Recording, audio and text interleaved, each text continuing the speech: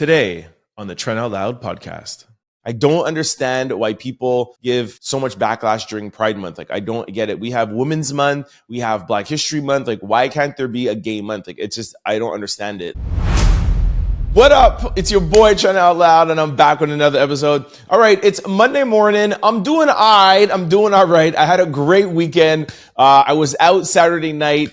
I was moving a little slow Sunday, so this Monday morning is a little bit rough for me. But I had a great weekend. I hope you guys had a great weekend. I actually went out Friday during the day. Sidebar to the show, but I wanted to tell you guys this. I went out Saturday, and I normally go out like at night, but I went out during the day to like a terrace.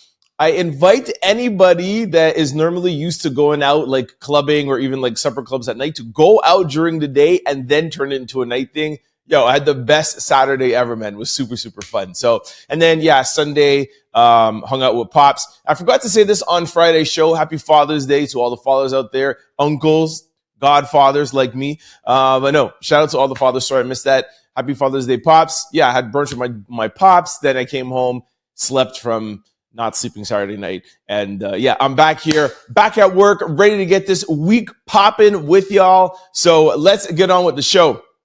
All right, I got 3 lead stories for you guys today.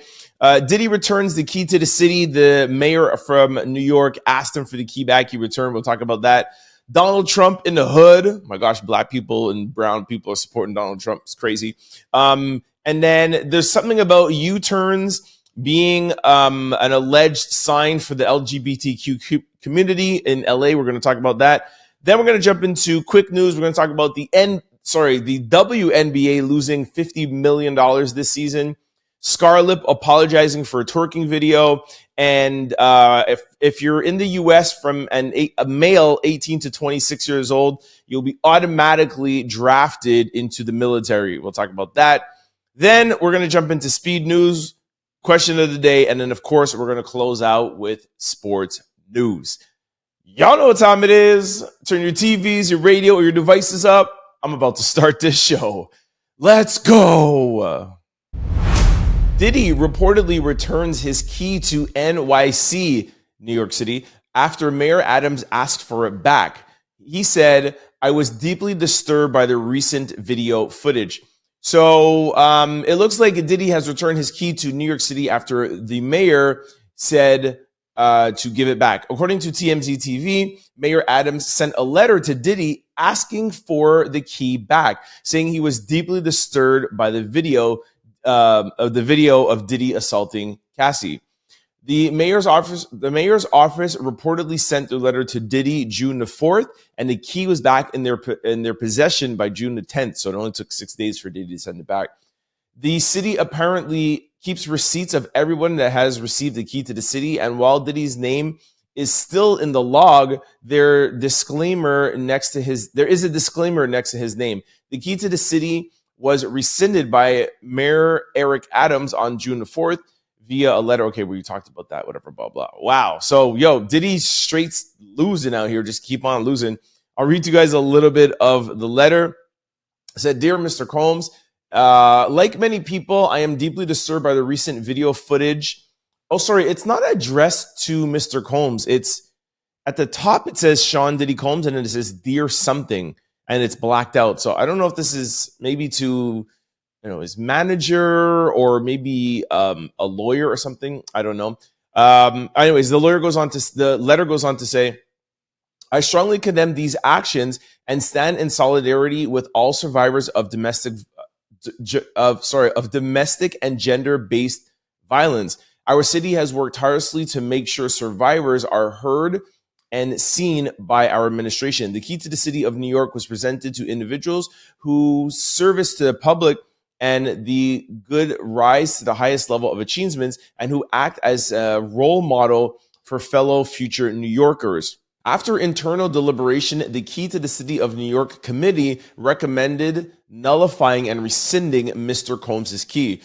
I have accepted their recommendation, and I am requiring that Mr. Combs immediately return his key to New York City City Hall, offer office of the mayor on the first floor, whatever, blah, blah, blah. And yeah, so that's the letter, like I said, sent to maybe the lawyer's office or whatever. And did he send it back? So this is the latest thing that we've heard. We haven't heard too much of Diddy's cases going on out here, or him settling, or more people coming up, or we still haven't heard anything about the federal investigation or where that's going. So things are quiet. Diddy is staying offline. He's taking my recommendation. Like I said, stay offline, stay low key, stay off of people's radar, stop pissing the feds off, and maybe we won't hear anything more about Diddy until the time comes when they're going to tell us, shoot, we're not pressing charges, or we are. We shall see, but Diddy stays losing out here. That's all we know for now. All right, in our second lead story, Donald Trump receives a warm welcome at Detroit Roundtable. Pastor says Obama and Biden never came to the hood. Donald Trump attended a roundtable with predominant Detroit leaders and received a warm welcome from a well-known pastor named Reverend Lorenzo Sewell and his Congress. The conversation was moderated by Brandon Donald, who is reportedly a possible pick for Trump's VP. The state of Michigan is a battleground state, meaning the state's votes can be won by either party. So we have a little clip, right? I think we have a little clip. Here's a little clip. Take a listen. President Trump, I'm so humbled that you would be here. President Obama never came to the hood. President Joe Biden, he never came to the hood. Brandon McDonald, by the way, who they're saying that it might be his choice for VP, is a black man. He tweeted this. He said, "Fostering dynamic conversations throughout all corners of our nation is how we make America great again for all Americans. Today, I joined President Trump to meet directly with Detroit residents and discuss important issues attacking Black Americans throughout our country." Just would like to point out something. I'm not too sure about Biden or what he did in the hood, but I would just like to remind you guys that Barack Obama started his presidency. He started his work in Chicago, in the hood, and he was predominantly in the South Side. Like, I don't know if it's predominantly, but I know he was in the South Side, and I know he was in the hoods of Chicago. So this man lived in Chicago, right? So I don't know what people are talking about like Obama never came to the hood. That is pure cap. I'll even just read a couple of comments. Somebody said, we're talking about the same Obama who worked in Chicago, just like what I said. They said, somebody else said, he needs to stop lying. Obama and Biden came to my home church and it's in the hood. My church is a fellowship chapel located in northwestern Detroit. Wow. So this was even in Detroit, so that they were there. Somebody said, Barack Obama's career literally started in the hood. Exactly what I just said. He was literally a community organizer at a local church in Chicago. Yeah. So exactly. Even before him being, was he a governor? No, Obama was I think it was, he had the Senate seat for Chicago. Anyways, the point is that before even the political stuff, he was a community organizer. So this is just pure cap. Done. All right, this brings us to our third lead story. Los Angeles neighborhood removes a U-turn signal allegedly targeting members of the LGBTQ community. Okay, this is weird to me, but we'll figure it out together. Listen. No U-turn is trending after street sign that officials say previously targeted LGBTQ community members were taken down from a Silver Lake neighborhood on Monday. The sign that reads "No cruising" and prohibited U-turns was installed in 1997, according to NBC Los Angeles. At the time, neighborhoods complained about gay men hanging out and looking for dates in certain residential areas close to popular gay bars. Reports show that while the "No cruising" sign was removed after the Silver Lake Neighborhood Council voted to dismantle them in 2011, some of the "No U-turn" signs remain. Los Angeles City Council member whose district includes a portion of Salt Lake said she learned about the remaining signs from a resident who listened to a podcast. The council member collaborated with people in the community, and now they have taken the sign down. So We have a little clip. I don't know if there's talking. It might just be cheering, but here it is. Take a listen. They say the no cruising and no U-turn signs were put up in the 1990s to prevent people in the gay community from meeting up with other gay people. Yeah, I've never heard of this before, but I guess if there is no U-turns around there where the sign is, I guess it is for another meeting. Because people in the comment section are like, the gay and lesbian community, they're being too sensitive and it's a sign. But no, if there is something that says no cruising and then there's no U-turns in the area and it's just a straight street, then that U-turn signal, that U-turn sign is to say something else and people know where it's from. So I 100% agree with this. I disagree with a lot of people in the comment section. Well, of course, people are seeing it both ways, but the people who are saying that they're being sensitive, that's like a sign for black people back in the day where it was like, no, I mean, they were more blatant about it, like no blacks allowed, or it was like a white washroom. Like that is triggering to whoever the sign is meant to not to trigger, but to whoever the sign is for. You know what I mean? Like you might just look at it as a U-turn, but to somebody else who's in the LGBTQ community, then can you not see that that's offensive? Like, I don't understand. We actually have another story, I think, in quick news about Marlon Wayans and the backlash he's getting. I don't understand why people give so much backlash during Pride Month. Like, I don't get it. We have Women's Month. We have Black History Month. Like, why can't there be a gay month? Like, it's just, I don't understand it. Like, why do we, every day I pick up my phone, I see something about somebody complaining about Pride Month. It's a month where gay people are bringing and providing information and, you know, celebrating their sexuality. Like, just because you are not homosexual or lesbian, like, why? I just don't want to turn it into something, but I just don't understand it. All right, this brings us to quick news. Ring my bell. The WNBA is set to lose $50 million this year. The league remains unprofitable in its 28th year of existence. The Women's National Basketball Association is reportedly set to see losses rise to around $50 million this year, despite a record-breaking start in 2024. The WNBA remains unprofitable in its 28th year. The National Basketball Association Commissioner Adam Silver said in 2018 that the WNBA had lost an average of more than $10 million annually since its founding. The Washington Post has now reported that the league and its teams are expected to lose around $50 million in 2024, five-fold increase from its current average. What? I thought the articles were going to read where, hey, it lost $50 million, but last year it lost $100 million. So I thought it was rising. And now this article is saying that they're actually losing more this year than they have ever been before. I don't know. Money and numbers and businesses could be misleading. They could have maybe just invested in something that is going to be paying off later. There could be an expense of something that we're not seeing. And maybe this article doesn't know about it. But for those of you who don't know, the WNBA actually is not a standalone business. That's why Adam Silver was commenting on it. So the WNBA is owned by the NBA. It's one big association. So the NBA, I think if I'm not mistaken, is a $10 billion a year business.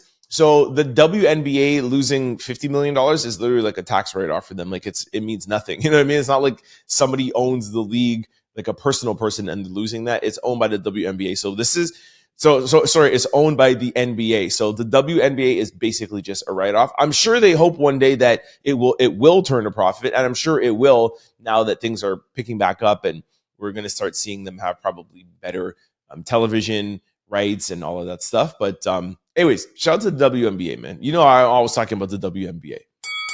All right, in our second quick story, Scarlett addresses her fans after receiving criticisms for twerking in her new music video, Don't Put Me in a Box. We have a little clip, and listen to it, and I'll let you know what I think after. Take a listen.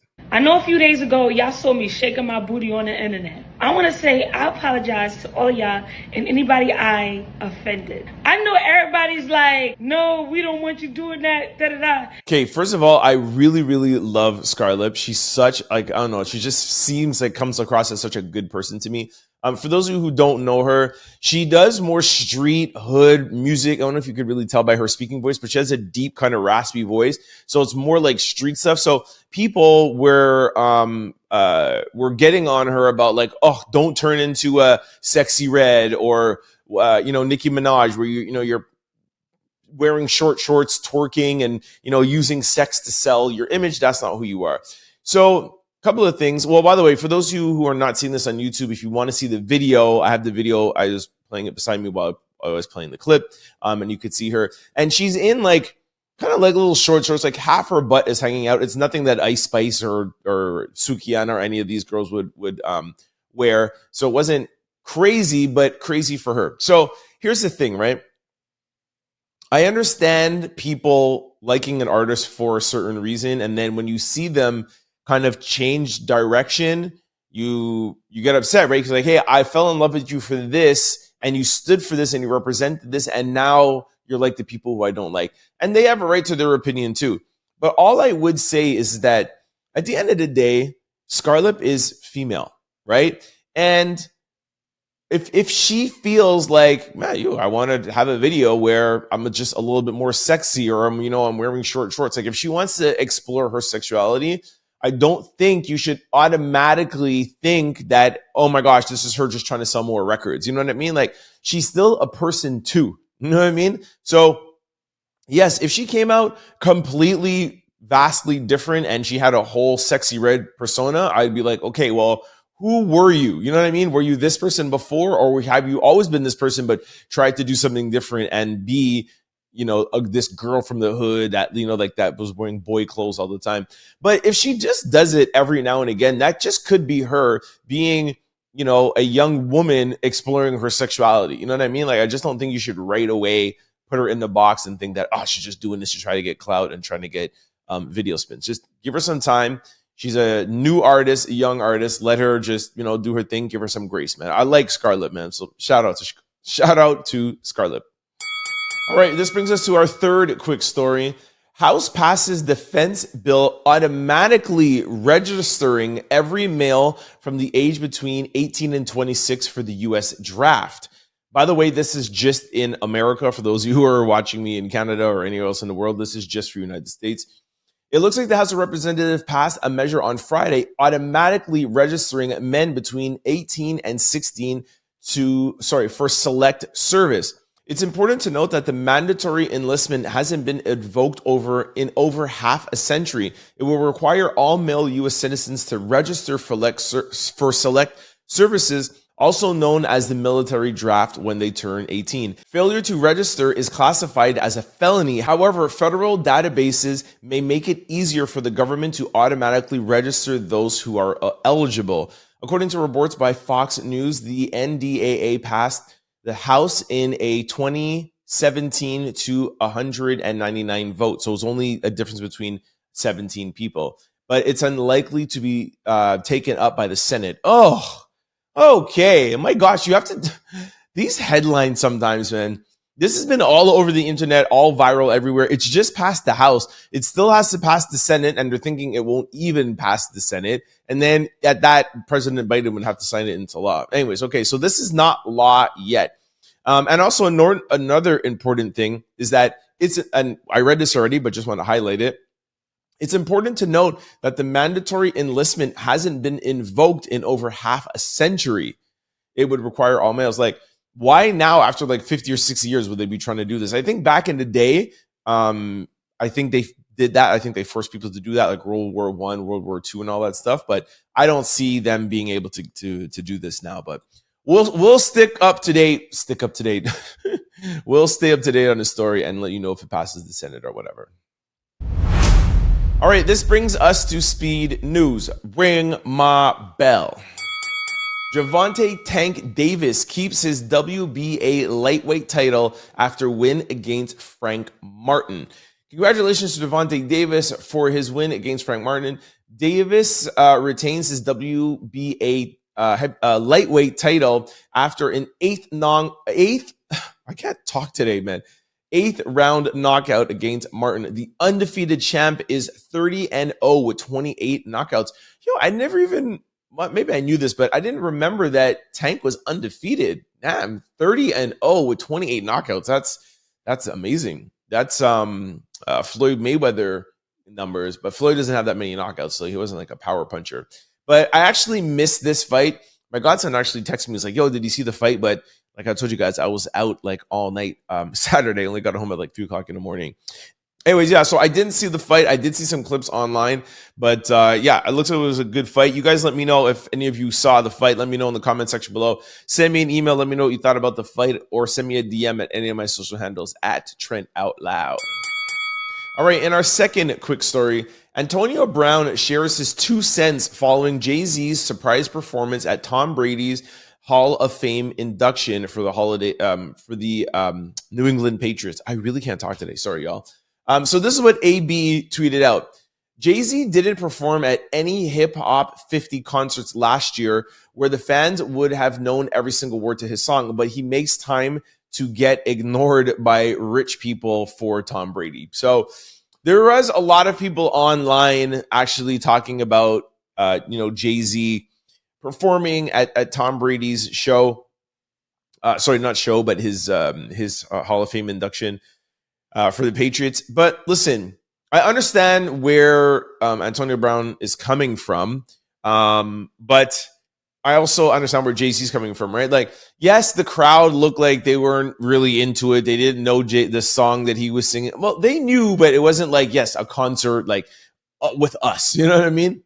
But you guys have to understand something. Like, Jay and Tom Brady are probably friends. You know what I mean? So if your friend, they're in the same circles, right? Or it could be like, yo, if you do this for me, I'll do that for you, right? And y'all know that you guys know that Jay-Z is very mixed in with the NFL, right? Rock Nation does the halftime shows for the Super Bowl, right? So, and Jay-Z, he wants to be an owner of a team. So it's more like you scratch my back and you scratch yours. So it's not really like, hey, the Patriots called up Jay-Z and like anybody could just hire Jay-Z. This is an NFL, Tom Brady, Jay-Z kind of homie thing. That being said, I would have liked Jay-Z to have done something for hip hop's 50th birthday. Now, I don't want to take Antonio's word for gold because, Antonio Brown does always say some crazy ish out here.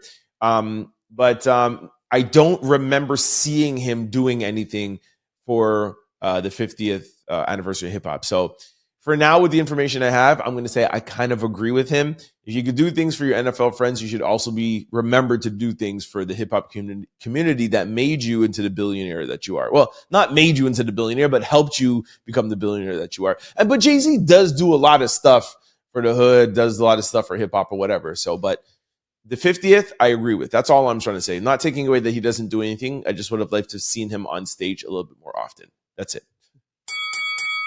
All right, in our third and final quick story, Marlon Wayans clapped backs at hate mongers after posting a photo after posting photo shoot to support LGBTQ plus community. So I don't know if any of you guys out there saw Marlon Wayans. I'm going to put the pictures up on my YouTube channel. You go check it out at Trent Out Loud. But he's like draped in, the rainbow flag. He has like a rainbow mask. And apparently, I think it's one of his kids or something that's trans. And he's doing this for support.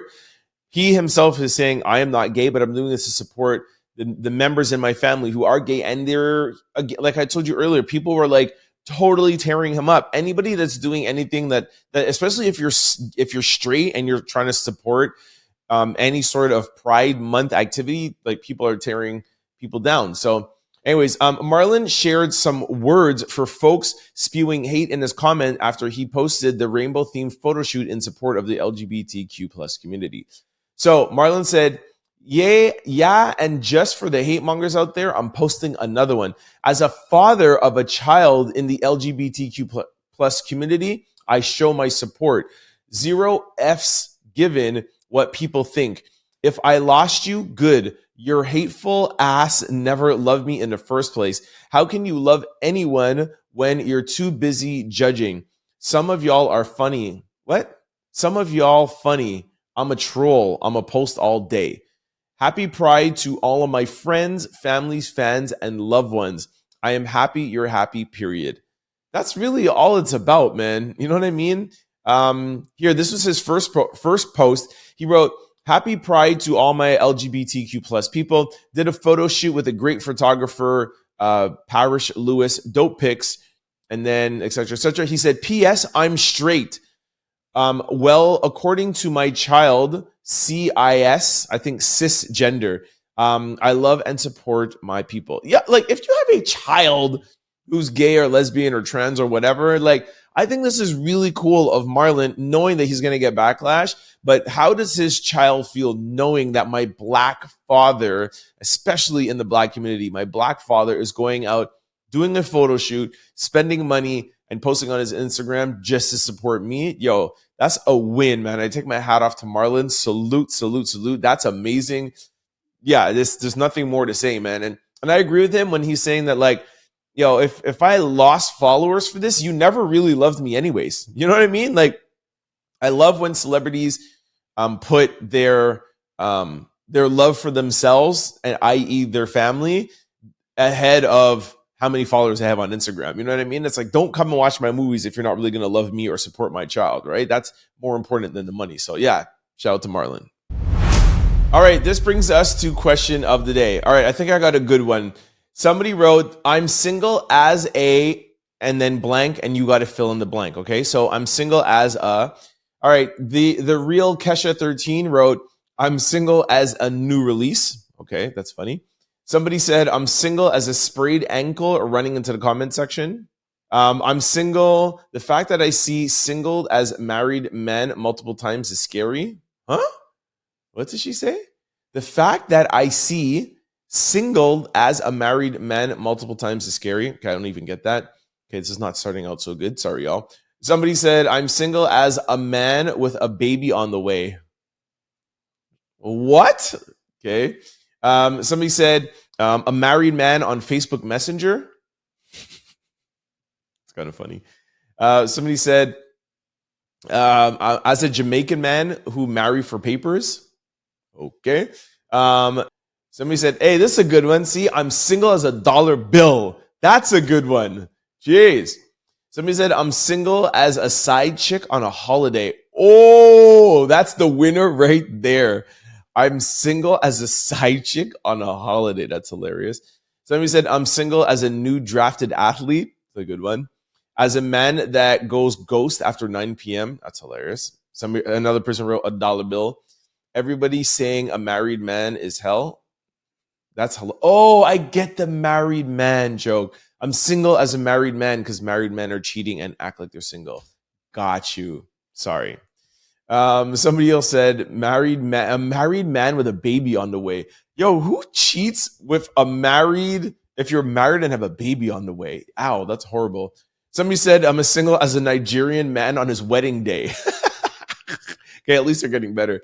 Somebody said I'm as single as a just single. I don't feel like bashing men today. Okay. Somebody said your mama random. As a mama's random piece on air. Okay, this is not even funny. Somebody said a married man. Anyways, all right. Dollar bill and married man seem to be the most of it. Not the best question of the day. Sorry, y'all. I'll make sure to get a better one tomorrow. All right, this brings us to sports news. All right, so tonight is game 5. Is it game 5 or game 4? Yeah, game 5, Boston and Dallas. We'll see if Boston could close out the series and become the champions. People are saying that, they just let Dallas win so that they could win at home in Boston. I don't believe that for a second. Trust me.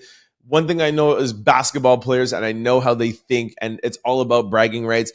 Trust me, Boston would have much rather win on Dallas's court and then be able to say they swept.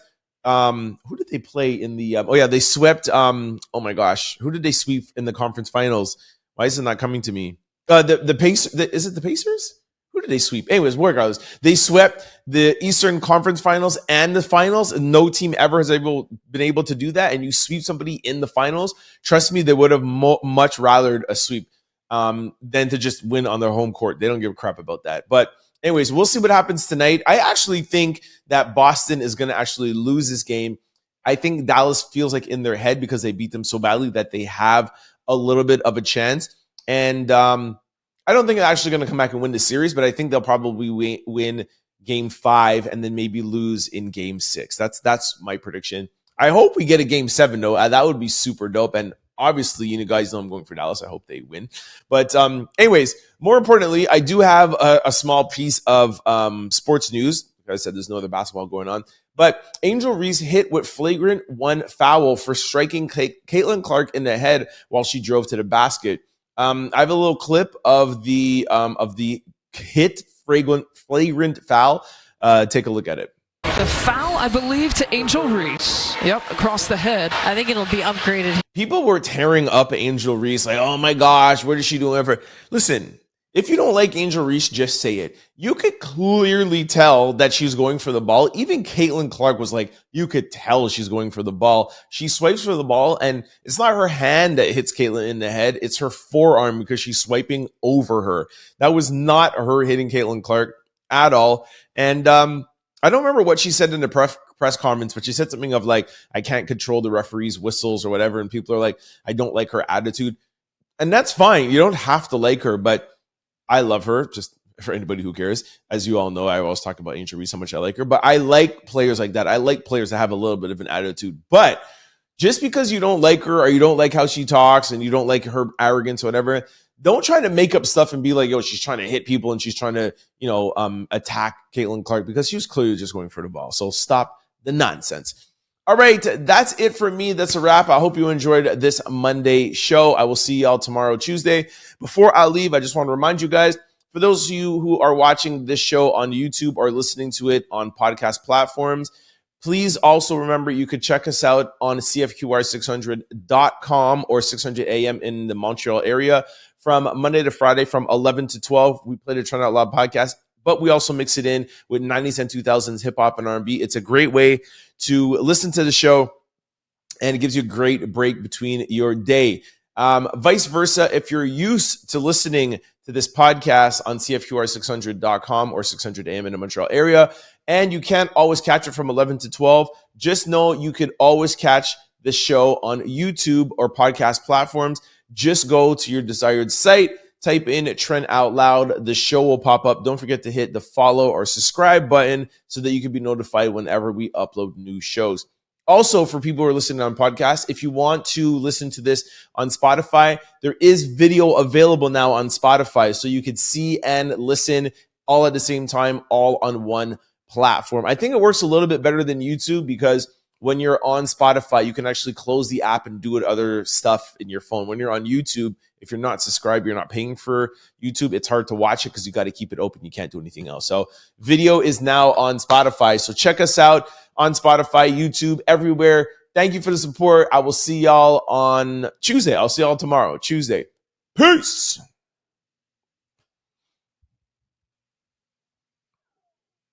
Don't forget to like, comment, and subscribe. It's your boy, Trent Out Loud. Peace!